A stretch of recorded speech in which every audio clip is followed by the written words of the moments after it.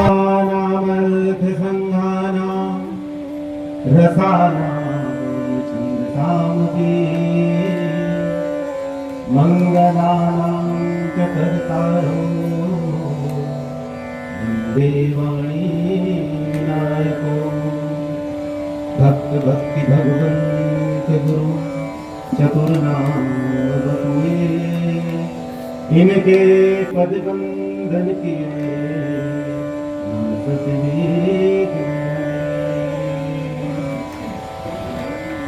समय कम है और आप सभी जो मानस के श्रोतागण हैं, बंधुगण हैं, माताएं हैं, आप सभी के हृदय में भगवान तत्व को जान करके सिया राम ने सब जगजानी करूं प्रणाम करूं।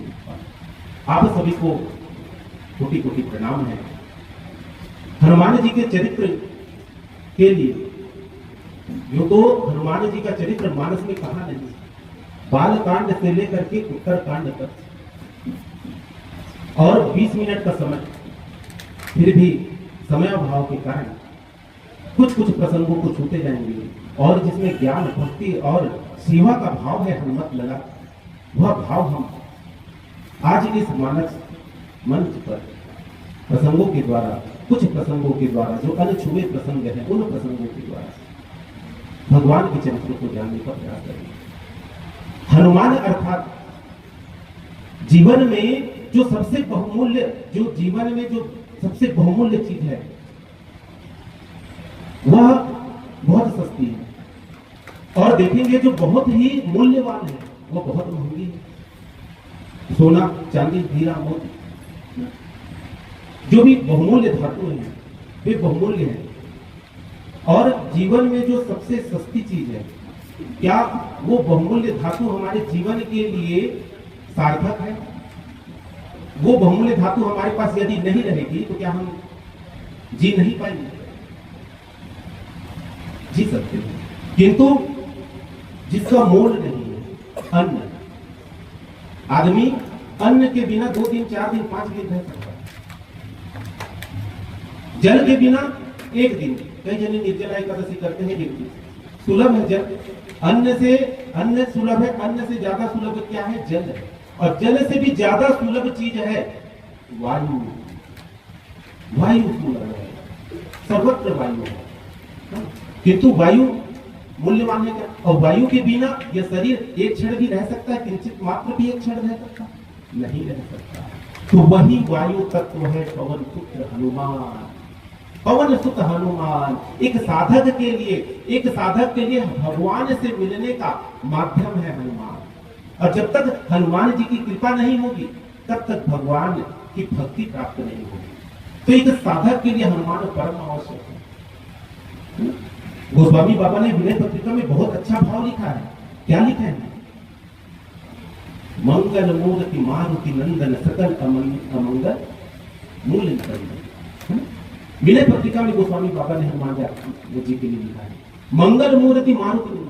अच्छा, सकल अमंगल मूल निकंदन, जितने भी अमंगल है उनको जड़ से खत्म करने का कार्य करते हैं हनुमान जी। जड़ से खत्म करते हैं हनुमान जी, मूल निकंदन, जड़ से। अच्छा, कोई व्याधि हो जाए, पीड़ा हो जाए, सर में दर्द हो रही है, आप एलोपैथिक डॉक्टर के पास जाइए। एलोपैथिक डॉक्टर आपको एक गोली देगा, गोली देकर के आपके मर्ज को बोलेगा सर दर्द है, गोली का ठीक हो जाएगा, 2 दिन 4 दिन बाद पुनः फिर वही दर्द चालू। अगर किसी आयुर्वेद विशेषज्ञ के पास जाओ तो वह पहले आपकी नाड़ी देखेगा, नाड़ी देख करके बताएगा आपके उदर में विकार है, जिसके कारण मन सड़ रहा है, मन सड़ने के कारण पेट में वायु, विषाक्त वायु बन रही, जिसके कारण क्या हो रहा है? आपके सर में दर्द हो रहा है। तो ऐसा इलाज करेंगे कि दोबारा फिर सर में दर्द होने की संभावना नहीं बनती है। तो भगवान के कार्य को संभालने वाले, भगवान के पास बुलाने, भगवान के पास हमको ले जाने वाले जो कार्य करते हैं वो कौन है? हनुमान जी ने करके जाते हैं। ये तो हनुमान जी मिलाने का कार्य किए, वहां का देवता है, मिलाने का कार्य किए।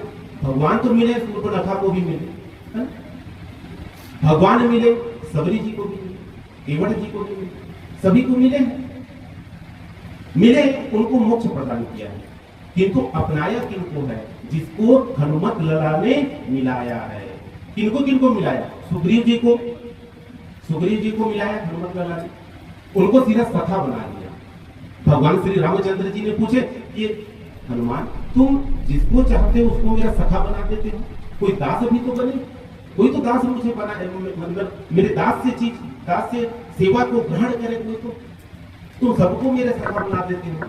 तो हनुमत लाला बोलते हैं प्रभु दास का जो पर्सनल हिस्सा जो है दास भाव का वो मेरा है, मैं उसे सुधारता हूँ, मेरा है वो। उसी तरह सुग्रीव के बाद विभीषण जी को भी हनुमत लाला मिला।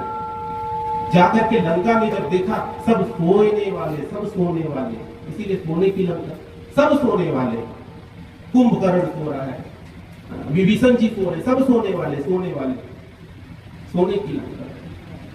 किंतु जगाना किसका सार्थक है? जिसको संत जगाया। कुंभकर्ण को जगाया किसने? कुंभकर्ण यानी कुमति को जगाया किसने? रावण नामक कुसंग ने कुंभकर्ण को जगाया। और सुमति कौन थे? विभीषण जी। विभीषण जी को किसने जगाया? सुमति विभीषण जी को जगाया संत रूपी हनुमान जी ने, संत रूपी हनुमान जी ने जगाया। तो जागना सार्थक तभी है ना। संत कहते हैं ऐसा जगा दो कि फिर सो ना पाऊं, ऐसा जगा दो कि फिर सो ना पाऊं, है ना। हे ज्ञानी नाम अगण्यम, हे हनुमत लला, ऐसा जगा दो कि फिर सो ना पाऊं, निर्भिमानी बनकर प्रेमी अपने आप को बनाऊं, निर्भिमानी बनकर प्रेमी अपने आप को बनाऊं।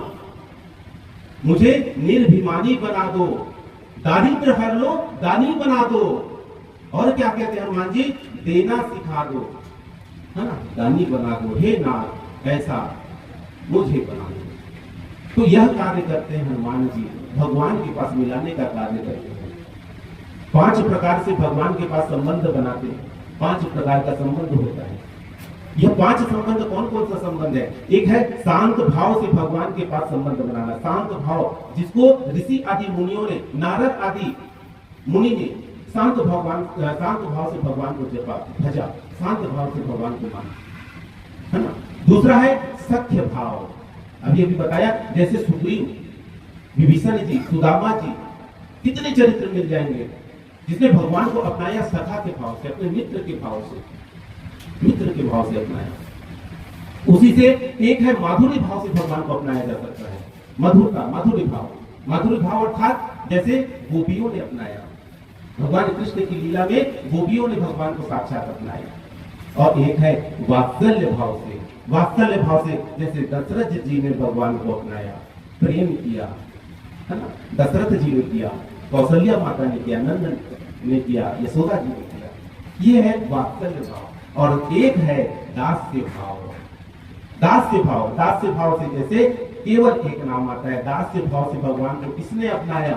भगवान का दास बनना कौन स्वीकार किए? तो कौन किए? पवन सुत हनुमान। ये है दास्य भाव, उनका ही नाम आता है दास्य भाव। अन्य में सबका नाम आएगा, दास्य भाव में केवल आएगा एक हनुमत लला का। और हनुमत लला कैसे हैं? राम द्वारे तुम रखवारे, होत न आज्ञा बिनु पैसारे। भगवान राम के द्वारे पर रहते हैं, द्वारे पर दाईं ओर रहते हैं, पीछे प्रतिमा छाया प्रति लगी हुई दाईं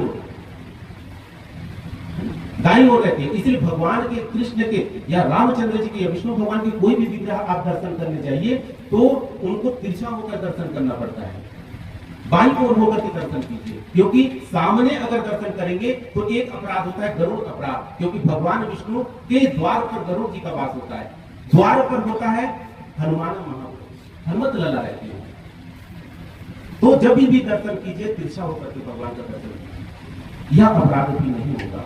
जब भी अपना काज बनाना होता है हमें, तो हम क्या करते हैं? मान लो आपको अपने बात प्रधानमंत्री जी के पास पहुंचानी है, तो प्रधानमंत्री जी के पास पहुंचाने के लिए अगर आपकी उसके पीए से बनती है तो निश्चित रूप से आपका काज अच्छे से निपट जाएगा, अच्छे से काम बन जाएगा। और पीए से ही ना बने तो काज बने क्या? प्रधानमंत्री से मिलने का अवसर मिले क्या? तो भगवान से मिलने का काज कौन बनाते हैं? हनुमत लला बनाते हैं। पर्सनल सेक्रेटरी है हनुमत लला, नित्य बैठे रहते हैं द्वारे पर, नित्य बैठे रहते हैं। तो ऐसा कार्य बनाते हैं हनुमान लला।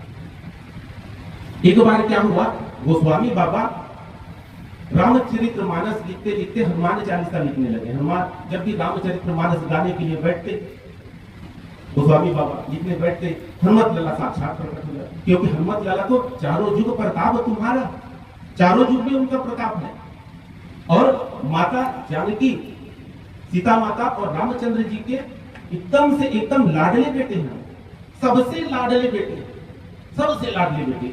इतना वरदान तो लव कुश को भी माता सीता ने नहीं किया जितना हनुमत लला को दिया है। अजर अमर गुण निधि सुख हो, पुत्र तुम अजर हो, अमर हो। अजर कभी बुढ़ापा तुमको व्याप्तेगा नहीं, अमर रहोगे और सकल गुणों की खान हो। तो एक बार गोस्वामी बाबा भगवान रामचरितमानस को लिख रहे, उसी समय हनुमान चालीसा लिखने के लिए उनकी मति हुई।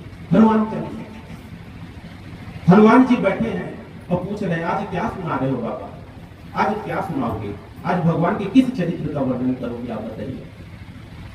तब गोस्वामी बाबा ने एक लाइन लिखा, आज हनुमान चालीसा लिखने का मन कर रहा है। एक लाइन लिखा, श्री गुरु चरण सरोज रज निज मन मुकुर सुधारी। चलो यहां तक जैसे ही लिखा, उसके बाद कहते हैं, अब मुझे तुम्हारा यशोगान करने का मन लग रहा है। हे हनुमत प्रभु, यशोगान करने का मन कर रहा है। तो हनुमत लला वहां से उठते चलते बन गए। कोई बंदर का कोई यशोगान करेगा? अरे मेरे रघुवर का यशोगान करो, मेरे रघुवर का यशोगान करो, तब तो सार्थक हो। कोई बंदर का कोई यशगान होता है? उठकर चलते बने। तुलसीदास बाबा ने रोका, रुको रुको रुको, बैठो बैठो। तब लिखा फिर, श्री गुरु चरण सरोज रज निज मन मुकुर सुधारी, बरनउँ रघुवर विमल जसु जो दायक फल चारि। बरनउँ रघुवर विमल जसु, नाम है हनुमान चालीसा, मगर किनका गुणगान हो रहा है? रघुवर जी का। इसलिए जहां जहां रघुवर जी का गुणगान होता है, वहां वहां हनुमत लला को बड़ी संतुष्टि होती है। तो ये सेवा भाव है हनुमत लला का। ज्ञानी नाम अग्रण्यम भी है। जब लंका में प्रवेश किया तो देखे कि सब सो रहे हैं, सब सो रहे हैं, सब सो रहे हैं। अब किस तरह से भक्ति महारानी का, क्योंकि जब भक्ति के मार्ग पे रामचरितमानस में दो ही ऐसे पात्र हैं जो जिनकी यात्रा बहुत ही सुंदर यात्रा है। दो ऐसे पात्र हैं, एक तो है भरत जी की यात्रा, जिनका भरत चरित्र सुनकर दिल गदगद हो जाता है, हृदय गदगद हो जाता है, भक्ति से परिपूर्ण हो जाता है। जो भरत चरित्र को ना सुने या भरत चरित्र को ना जान पाए, उसके हृदय में भक्ति प्रसारित नहीं हो सकती। उसी तरह से हनुमत लला जी की यात्रा क्या है? भक्ति को पाने की, भक्ति के मार्ग में। तो सुंदरकांड पूरे भक्ति को प्राप्त करने का काम है, भक्ति प्राप्त करने का काम है। तो जब देखा कि मेरा कार्य कैसे संभले, मेरा कार्य कैसे बने, किस आधार पर मेरा कार्य, तो देखा वहां पर रावण मंदोदरी, और मंदोदरी को जैसे ही देखा हनुमत लला ने, तो लगा कि यही कहीं सीता को नहीं, क्योंकि हनुमत लला ने कभी सीता को देखा ही नहीं, उनका रूप दर्शन किया ही नहीं। तब हनुमत लला ने परीक्षा ली। कैसे परीक्षा ली? कि मंदोदरी और रावण दोनों की चोटी बांध, ये अन्य रामायण में वर्णित है, इसलिए मैं बोला कुछ छुए प्रसंग है। तो दोनों की चोटी बांध दी और बांध करके ऐसी परीक्षा लिए, जब सुबह उठे दोनों, तो दोनों गुत्था मंदोदरी लाख छुड़ाने की कोशिश करे, छुड़े ही नहीं, कितनों छुड़ाने की कोशिश करे, छूटे ही। तब रावण ने कहा, यह मंत्र वाली चोटी बंधी गई है, मंत्र में जैसे बंधती वैसी बंधी गई है। तो मंदोदरी ने कहा, आप तो बहुत बड़े तंत्र मंत्र फोटके वाले हो, मंत्र पढ़ो खोलो। तो इसके खोलने का बस एक ही तरीका है। क्या तरीका है? एक ही तरीका है, जिसके साथ बंध जाता है, वो जो सबसे छोटे उम्र में रहता है, वो बड़े उम्र को चाटा मारे तो चोटी खुल जाए। जब मंदोदरी को ऐसा मिला सौभाग्य, बहुत इधर उधर किए हो, राक्षसी प्रवृत्ति, मारी दो चार चाटा, रावण को चोटी खुल गई। तो समझ गए हनुमान जी कि ये उनके साथ की है, राक्षसी है। दूसरा, जब और खोजने गए तो मंदिर प्रतीक शोधा, मंदिर सभी मंदिर को देख रहे हैं, मंदिर राक्षसों के भवन को मंदिर, हाँ? तो संत जन बताते हैं राक्षसों के मंदिर घर को मंदिर क्यों कहा, क्योंकि वो जो महल था वो मंदिर सदी से दिखता था, मगर मंदिर सदी से होते हुए भी अंदर क्या होता था, मांस मदिरा का पान, विलासिता के जीवन ऐसे जीते थे।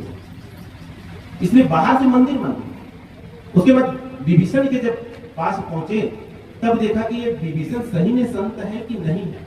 इसकी परीक्षा लेने के लिए विभीषण के पास जब भोर में पहुंचे हनुमत लला, तब परीक्षा लेने के लिए देखे कि अगर ये सही में संत होगा तो राम नाम कहेगा, और संत नहीं होगा तो क्या कहेगा, चाय चाय कहेगा। सुबह उठते ही कई लोगों की आदत है चाय चाय। तो परीक्षा ली, और जैसे ही राम राम कही सुमिरन किन्ना, राम नाम का सुमिरन करने लगे, राम नाम का सुमिरन करने लगे, तो समझ गए ये परम वैष्णवी है, परम संत है।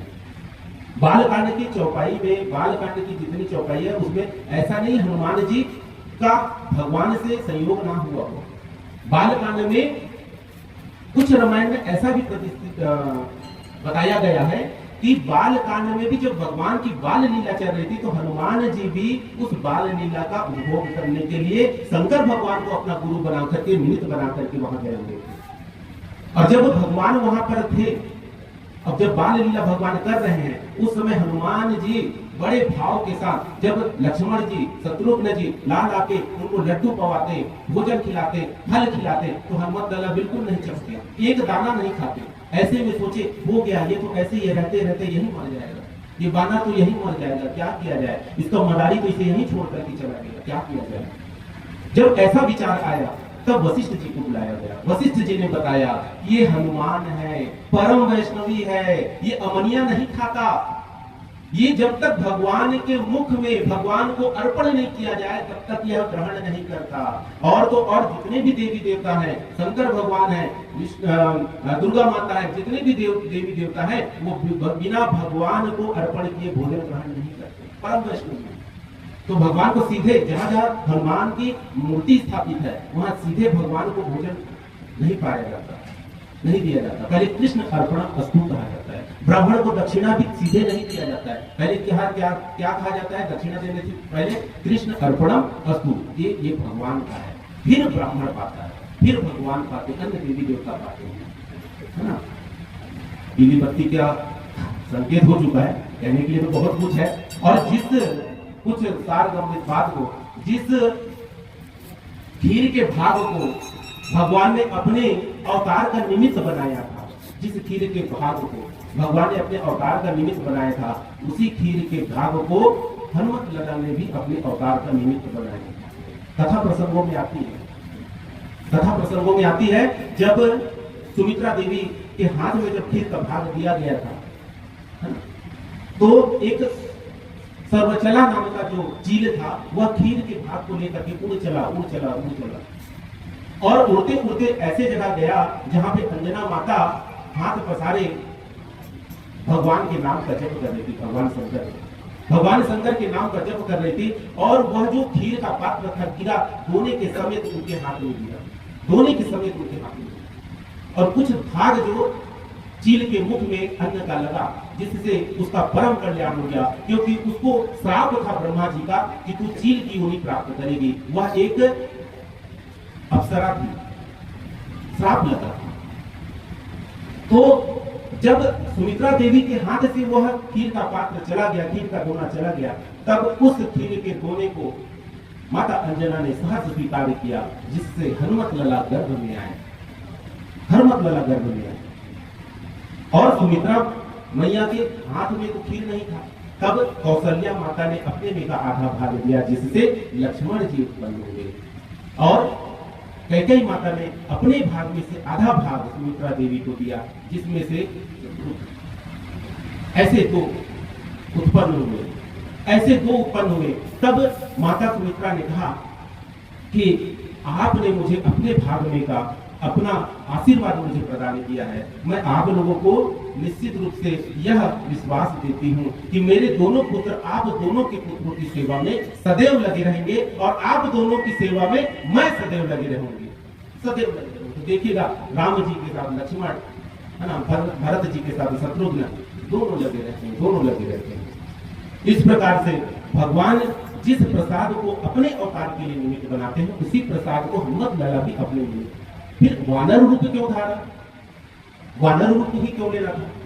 जब पता चला विप्रधेनु सुर संत, है ना, 4 प्रकार के पुरुषार्थ, विप्रधेनु संत, सुर संत, विप्र अर्थात धर्म, धेनु अर्थात अर्थ, है ना, और सुर यानी काम, और सुर और संत, संत अर्थात मोक्ष।